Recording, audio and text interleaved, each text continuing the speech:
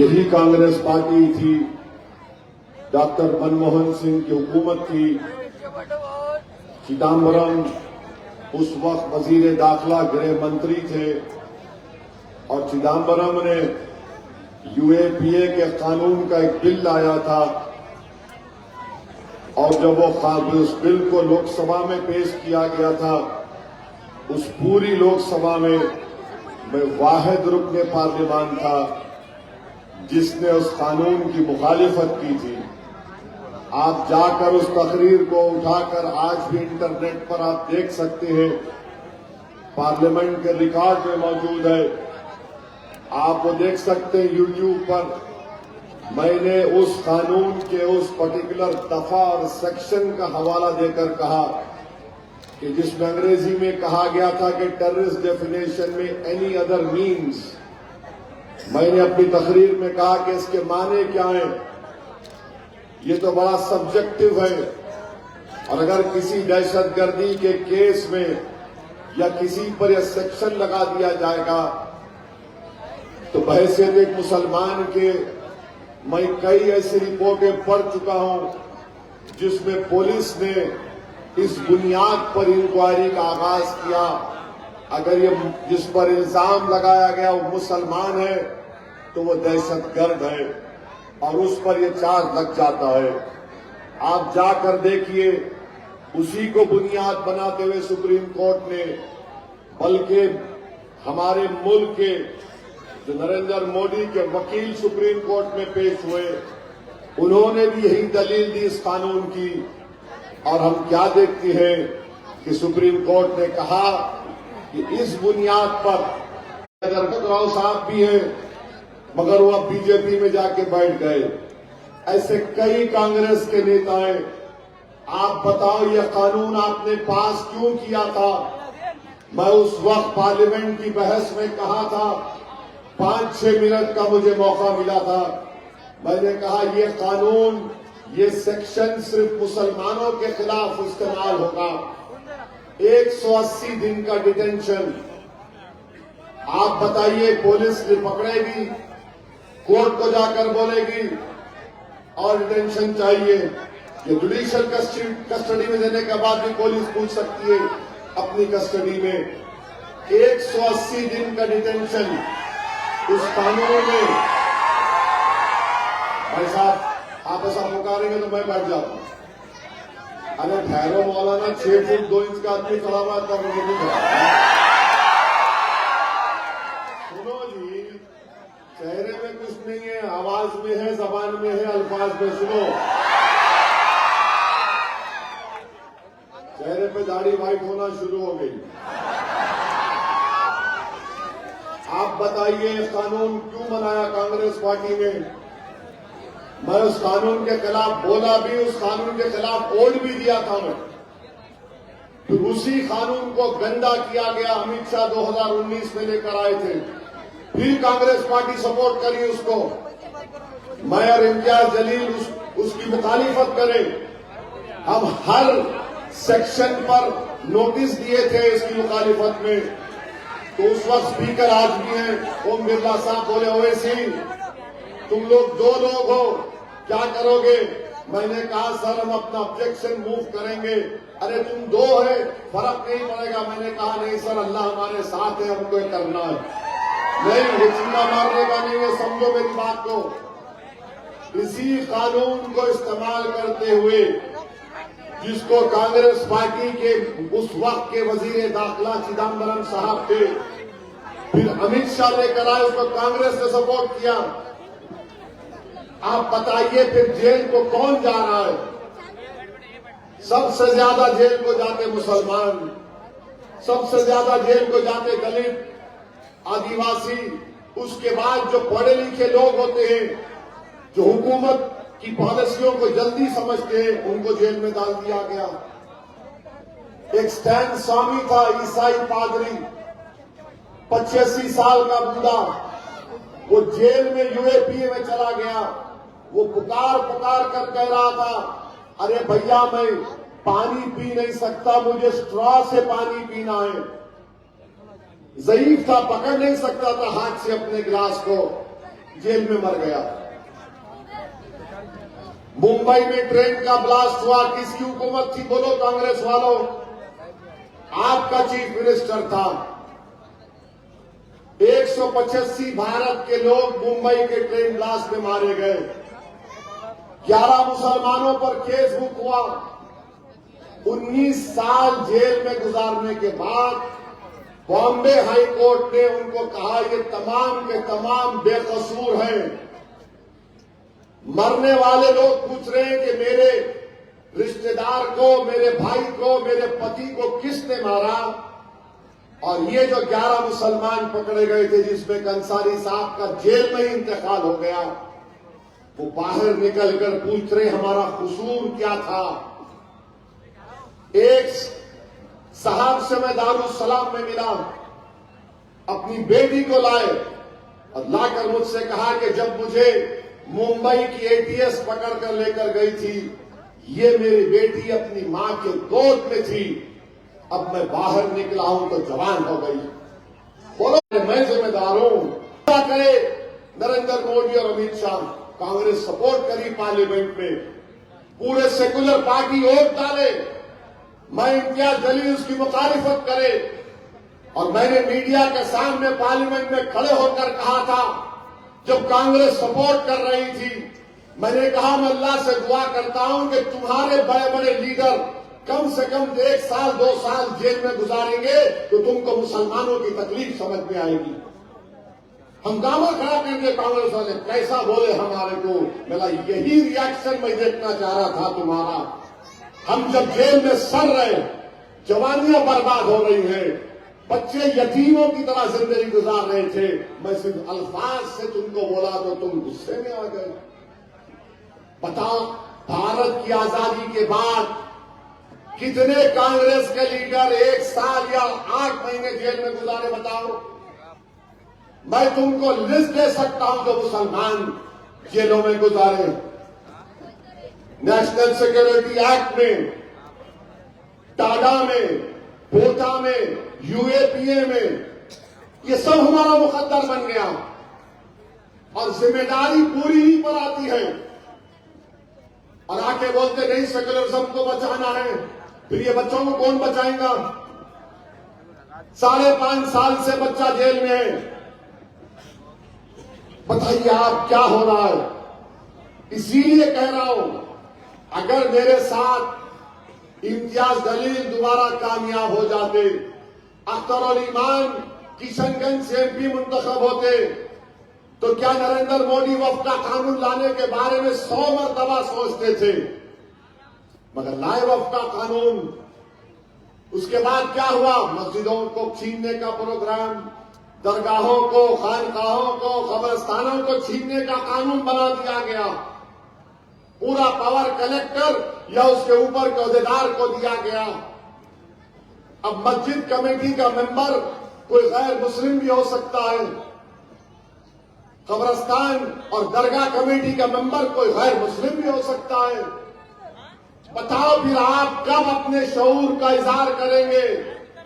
याद रखो मेरी इस बात को, जब तक आप अपनी लीडरशिप को नहीं बनाएंगे, चाहे वो रुकने बल्दिया हो, सरपंच हो, जिला परिषद का मामला हो, आमदार हो, खासदार हो, अगर आप डर डर कर जिंदगी गुजारेंगे तो याद रखो ये आफतें हमको घेरती जाएंगी, घेरती जाएंगी। तो मेरे अजीज दोस्तों और बुजुर्गों, अपने इत्तेहाद को मजबूत करिए। वोट डालने की एक और वजह भी है, महाराष्ट्र में इस साल कभी ना कभी एसआईआर होगा। आपका नाम वोटर लिस्ट में, कितने लोगों का नाम वोटर लिस्ट में उठाओ? तुम्हारा नहीं है, तुम 18 के नहीं हुए अभी। अब क्या हो रहा मालूम? गोवा में इंटरनेट पर सर्च करो, गोवा में एक मेंबर ऑफ पार्लियामेंट थे साबिका, उनको इलेक्शन कमीशन नोटिस दे दिया कि तुम्हारा नाम वोटर लिस्ट में नहीं है, तुम आके अपनी सिटीजनशिप, शहरियत साबित करो। इसीलिए वोट डालो, इस वोटर लिस्ट को उठा के रखो। 2002 की वोटर लिस्ट को मैं इन जिम्मेदारों को बोलूंगा, निकाल के रखो, तैयारी करो अभी से। तुम्हारे वोट डालने का सबूत क्या है बोलो। मेरे अजीज दोस्तों और बुजुर्गों, ये हकीकत है, गोवा के साबिका खासदार को इलेक्शन कमीशन नोटिस दिया, उन्हें कैसा बन गया एमपी फिर अगर भारत का नागरिक नहीं है तो। आप समझो मेरी बात को, मेरी बात डराने के लिए नहीं, मैं तुमको बता रहा हूं ये चीज आने वाली है, इसीलिए अपने वोट को डालो ताकि तुम दुनिया को बता सको कि वोट डाले थे इस नांदेड़ के बल्दिया कलेक्शन में। मेरे अजीज दोस्तों, मेरे बुजुर्गों, मेरी इज्जतदार मां और बहनों, आपसे अपील कर रहा हूं कि हालात को समझिए आप। और नांदेड़ में डेवलपमेंट नहीं हुआ, जाके अब्दुल सत्तार साहब को पूछो, नहीं वो बी टीम बोलते हो, किसी से पूछो आप। अरे मैं 11 साल पहले इलेक्शन लड़ा था भाई, मैं बच्चा था जब मेरे वालिद के साथ आता था यहां पर, सालार के जलसे होते थे, मगर सही मानों में तो 2011 ना कोई 2011, उससे पहले क्या हुआ भाई। 60 साल आपको मिले, आप क्या करें, कैसा करें, मेहंदी लगा, तुम्हारा क्या करे, फिर जाके बोलते लोगों बचाना है, कुछ भी नहीं करे। 60 साल तुमको मिले। अशोक राव क्या बोलते, हमारा परिवार 70 साल से नांदेड़ की खिदमत कर रहा। अरे पूरा खबर में उतार दिया, तुम क्या खिदमत करेगा, कुछ खिदमत नहीं करे। आपके दादा के वालिद इनको वोट डाले, दादा वोट डाले, अब्बा डाले, बेटा डाला, अब बेटे के बेटे को बोल रहे देख तू तेरी औलाद पैदा होते कि बी टीम को नहीं देना, इनको देना। क्या है बताइए, क्या हाल करके रखिए नांदेड़ का। नांदेड़ के दूसरे इलाकों में कैसे काम हो रहा बताओ, फिर ये इलाके में क्यों नहीं होता है। कितने मर्तबा आपका एमएलए, आपका महापौर, आपका एमपी कहां गया सब। मजलिस जब से आई इनको लगा कि अब इनकी दुकान बंद होने वाली है। मजलिस जहां कहीं भी जाती है, मैं कहता हूं कि मैं हालात बदलने भी आया हूं और खेल को खत्म करने आया हूं, और यही खेल खत्म होगा 15 तारीख के दिन इंशाअल्लाह। गेम बदल देंगे पूरा इनका इंशाअल्लाह। 30 आदमी में बल्दिया कामयाब करो, मेयर आपका होगा इंशाअल्लाह ताला। होगा मेयर, मजलिस का मेयर हो सकता। दिमाग में कुछ तकलीफ है, कैसा होगा रे भाई, बोल के होगा बाबा, होगा बाबा इंशाअल्लाह। जब आप इरादा कर लेंगे, मेहनत करेंगे, एक एक वोट को डिवाइड होने नहीं देंगे तो यकीनन आपका ही होगा मेयर। और जब मेयर आपका होगा तो डंके की चोट पर पूरे नांदेड़ से इंसाफ होगा, खास तौर से इंसाफ होगा जहां जिससे इंसाफ नहीं हुआ 50 साल में, वहां से शुरू होगा। तो मेरे अजीज दोस्तों और बुजुर्गों, आपसे अपील कर रहा हूं कि आप मजलिस को वोट दीजिए। कांग्रेस पार्टी के पास कुछ भी नहीं है, कुछ भी नहीं है इनका ने। बिहार में गए, अच्छा बिहार में लड़े कितने सीट पर, 60 पे लड़े, कितने आए, 6 आए। मजलिस को कितने आए, 5, एक का ही फर्क रह गया। आदिल हसन मजलिस के बलरामपुर के उम्मीदवार 80,000 वोट लिए और सिर्फ 350 वोट से कामयाब नहीं हो सके। एक और सीट पर 80,000 हम लिए ठाकुरगंज से, 6,000 से 6,500 से हम कामयाब नहीं हुए।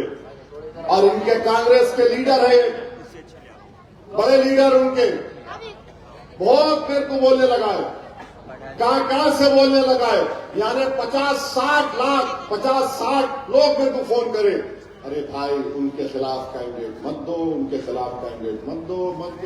अख्तर अली ईमान बोले नहीं सर, कैंडिडेट तो मैं दूंगा। अख्तर अली ईमान हमारे सदर हैं, उन्होंने बोले नहीं सर, कैंडिडेट तो हम देंगे उनके खिलाफ, वो बकवास बहुत करते हैं मजलिस के बारे में।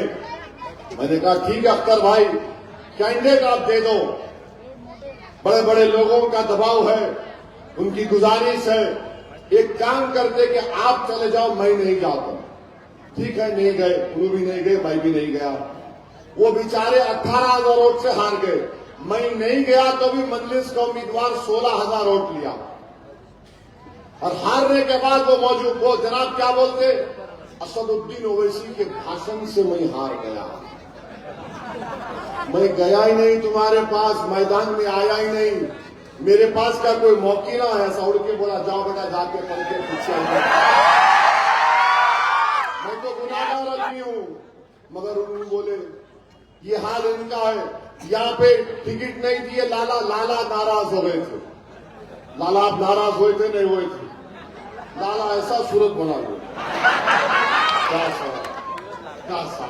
लाला का हर जगह गाना है। अब लाला को और क्या दिखा, सियासतदान है, मोइन लड़ रहा ना साहब, वाकई बात है भाई, फिक्री इंसान फितरत है थी, उनकी भी ख्वाहिश है थी, ये तो क्या करेंगे साहब, लाला ऐसा आके ये ऐसा क्या करेंगे, लाला सबर करो, लाला जी जान दो उसको। लाला बोले, लाला मेरे को बोल रहे थे साहब आप समझो मेरी बात, मैं नहीं जीत सकता। और लाला का एक जुमला था, लाला का बोले साहब दिल का अच्छा नहीं है साहब, बोले आप समझो मेरी बात।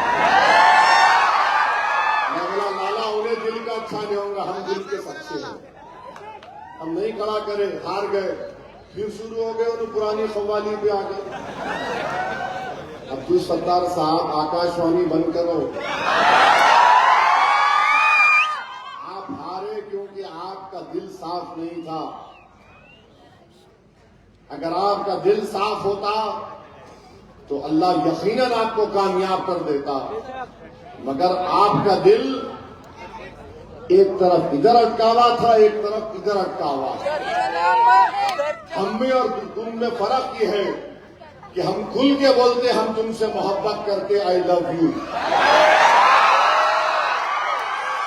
बोलेगा क्या करते, जिसको देखो I love you.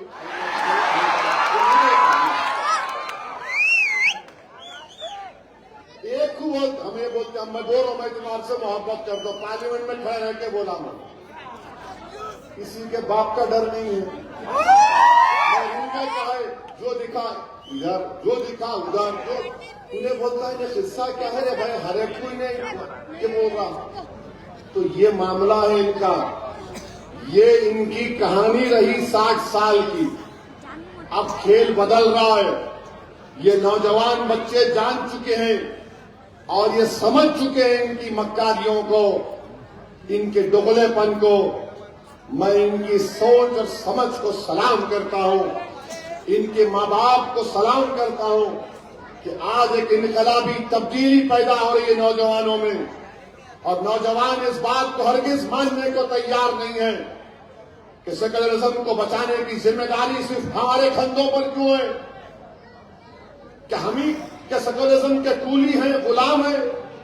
Her election आया नहीं सेकुलरिज्म को बचा लो, अबे 3 मरतबा मोदी प्राइम मिनिस्टर बन गया, हमारी वजह से बना। आप कभी बीजेपी को वोट दिए? कोई बोला तो बीजेपी सुन लिए ना। अब कैसा माना उन्हें, वही तो समझा रहे हम आपको बात को, वही तो समझा रहे। तो आपसे अपील है कि आप इस इलेक्शन में, अब बल्दिया का इलेक्शन है बोल के एक होना नहीं है, 2029 में असेंबली का इलेक्शन आएगा तो मजलिस के एमएलए मुंतखब होंगे नांदेड़ से इंशाअल्लाह ताला। और सुन लो कांग्रेस वालों, अब की बार कुछ भी नहीं, कोई बोल लो, सुनने वाला नहीं हूं मैं। कैंडिडेट खड़ा होगा असेंबली में भी इंशाअल्लाह ताला, और हम हमारे एमएलए को मुंतखब कराएंगे और इंशाअल्लाह ताला वो एक वक्त आएगा कि आपका खासदार भी मुंतखब होगा इंशाअल्लाह ताला। इसीलिए कह रहा हूं कि ख्वाब देखना शुरू करो। याद रखो, ख्वाब देखने पर कोई जुर्म नहीं है, ख्वाब देखकर उसको पूरा करने में मेहनत आप और हम मिलकर करेंगे इंशाअल्लाह ताला। याद रखो, मेरी जिंदगी का मकसद सिर्फ यही है कि भारत का संविधान जिसको बाबा साहेब अम्बेडकर ने बनाया था, भारत में अगर 18 करोड़ मुसलमान हैं, वो गरीब नहीं रह सकते, वो मजलूम नहीं रह सकते, वो कमजोर नहीं रह सकते, उनके बच्चे स्कूल से बाहर नहीं रह सकते, उनके बच्चे कॉलेजों में रहना चाहिए, उनके बच्चे तालीम याफ्ता होना चाहिए, उनके बच्चे दौलतमंद होना चाहिए, उनके बच्चे ताकतवर होना चाहिए, उनकी सियासी क़ियादत होनी चाहिए। ये मजलिस का पैगाम है। तो मेरे अजीज दोस्तों और बुजुर्गों, मैं आपसे अपील कर रहा हूं कि 15 तारीख के दिन आप अपना एक वोट पतंग के निशान पर लगाएंगे या नहीं लगाएंगे? क्योंकि मैं देखा, मैं जलसे में इतने लोग आते, पोलिंग के दिन क्या होता नहीं मालूम। बाज वक्त क्या होता, मैं जाने के बाद ये शैतान के एजेंट आ जाते, आके ठूस करना शुरू करते, कोनों में, घर में, उधर। उनका क्या है भाई, वो जज्बाती तकरीर करके चले जाते। एक साहब को मैं पकड़ लिया, मेरा आप जाके बोले थे नहीं बोले थे? अरे नहीं गया बाबा, मैं भूलने गया। मेरा आप बोले नहीं बोले? वो जो साहब को बोले, मेरा मिलाओ फोन, उन्होंने बोल दिया हो मेरे घर को आए थे, आके ये बात बोले। मेरा याद रखो, ये तुम जो बोल रहे हो ना, तुम थक जाओगे, तुम्हारा सर नहीं होने वाला है। अब बात करें कि नहीं ऐसा हो रहा, अरे क्या क्या नहीं हो गया भाई। वक्त का कानून बन गया, SIR हमारे सर पर है, CAA के कानून के रूल्स बनाए जा रहे हैं, और ये SIR एक मानो में सिटीजनशिप का एक इम्तिहान है, ये तो सरासर गलत है। सिटीजनशिप को चेक करने का इख्तियार विजारत दाखिला का, होम मिनिस्ट्री का, उसके NRC रूल्स है, उस रूल्स का सेक्शन 3 है, सब सेक्शंस है। मगर ECI के जरिए अब सिटीजनशिप, आप सोचो, गोवा का एक साबिका खासदार को नोटिस आ गई कि तुम्हारे पास डॉक्यूमेंट क्या है, लाके दिखाओ। तो मेरे अजीज दोस्तों और बुजुर्गों, आपसे अपील है कि 15 तारीख के दिन जहां पर 4 उम्मीदवार हैं, वहां पर पतंग के निशान पर बटन लगाइए। प्रभाग नंबर 2 में मखदूम शेख महबूब हैं, फुरकान रहीम खान 2 ही है, बाकी 5, 11, 12, 14 में यहां पर 4 वोट डालना है। पतंग का निशान दिखते ही बटन दबाइए और अपनी पार्टी को कामयाब करिए। बदल लेंगे इंशाअल्लाह। ये डायलॉगा नहीं मारना, जाके बटन दबाना। पोलिंग परसेंटेज 90% होगा नहीं होगा, बोलो मेरे को आप। 90% पोलिंग होना चाहिए इंशाअल्लाह ताला। और नौजवानों को अपील कर रहा हूं, खाली मोटरसाइकिल डाल के क्या चल रहा, क्या चल रहा, अरे आपका वोट पड़ता ही नहीं। मैं कई नौजवानों को देखा अपने इलेक्शन अरे वाला, मियाँ तुम सुबह से मेरे साथ अपना वोट डाले, अरे भैया फिर गए।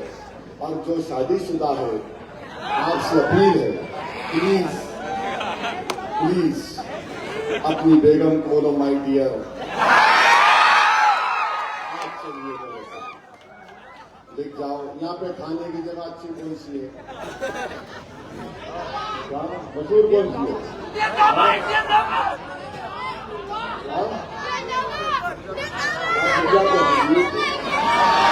लाला कहते हैं, अब भाभी को मंडी हाउस लिख जाते थे।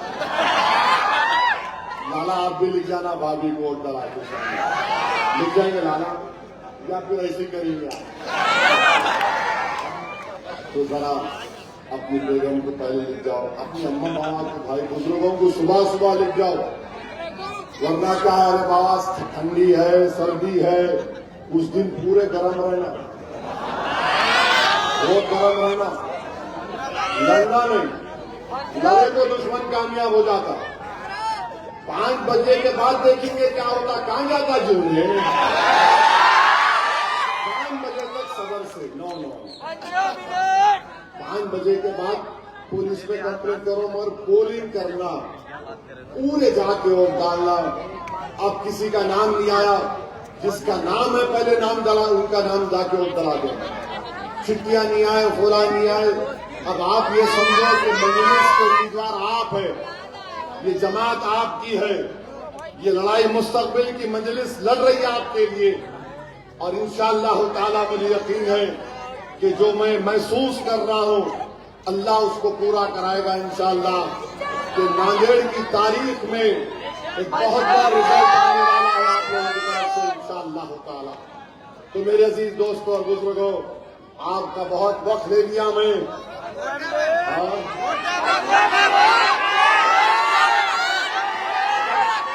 देखिए, मगर 15 तारीख के दिन, अच्छा वो देखो आप, लोग बदनाम करते थे 15 मिनट बोलते।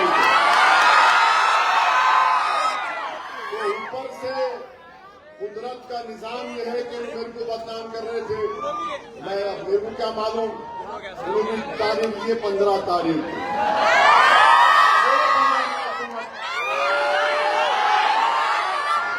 तो ये मामला है, मगर 15 मिनट नहीं, पूरे 7 बजे से शाम में 6 बजे तक, 6 बजे तक है ना, 6 बजे तक पोलिंग है। रुकना नहीं, थकना नहीं, दबा के पोलिंग कराना। 6 बजे तक पोलिंग कराइए, पतंग के निशान पर बटन दबाइए और वोटर साइकिल पे जब एक दूसरे को मिले तो क्या नहीं पूछना, ऐसा बोलना। वोट डाला उन्हें क्या बोलना, ये काम करेंगे ना आप।